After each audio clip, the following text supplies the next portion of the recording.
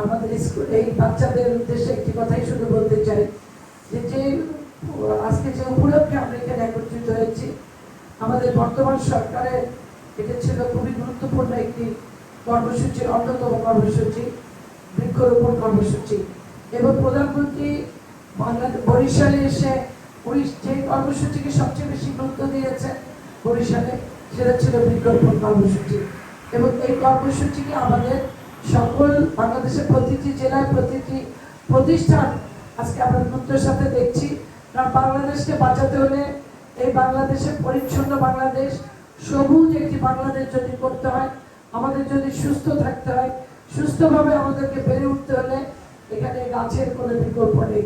সুতরাং আজকে যে বাচ্চারা এখানে উপস্থিত আছে, তোমাদের উদ্দেশ্যে একটি কথাই বলবো যে মাননীয় প্রধানমন্ত্রী কিন্তু বলেছেন চাই।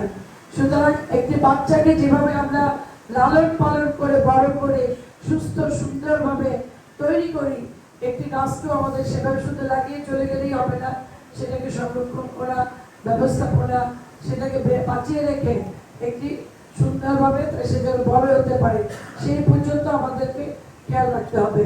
আমি আজকে এখানে যে বাচ্চারা এসছে, তোমাদের সকলের জন্য অনেক অনেক শুভকামনা।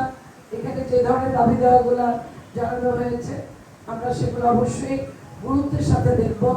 মাহমুদ আমাদের অত্যন্ত ছোট ভাই এবং এই স্কুলের যেহেতু সে দায়িত্ব নিয়েছে, তার প্রতি আজকে কিন্তু আমার 12টায় এটা খুবই গুরুত্বপূর্ণ এবং ইতিমধ্যে একটা প্রোগ্রাম হয়েও গেল। বিপ্লবী বাংলাদেশের আজকে প্রতিষ্ঠাবার্ষিকী ছিল, বৃক্ষরোপণ কর্মসূচির আজকে উদ্বোধন ছিল, তারপর আমি সেখানে যেতে পারিনি। ঠিক 12টায় আমেরিকার অ্যাম্বাসেডার আমাদের সাথে বসবে, আপনারা দেখেন ঘড়ির দিকে তাকিয়ে। যাই হোক, আমি আপনার সকলের সুস্বাস্থ্য কামনা করছি। আমাদের সন্তানদের ভবিষ্যৎ তোমরা সুন্দরভাবে বেড়ে ওঠো, আগামী দিনে বাংলাদেশ তোমাদের মাধ্যমে গড়ে উঠুক। যে বাংলাদেশটা আমাদের নেত্রী বেগম খালেদা জিয়া চাইতেন, যে বাংলাদেশটা বাংলাদেশের বর্তমান প্রধানমন্ত্রী চাচ্ছেন, সেই বাংলাদেশ আমরা গড়ে তুলবো ইনশাআল্লাহ তোমাদের মাধ্যমে।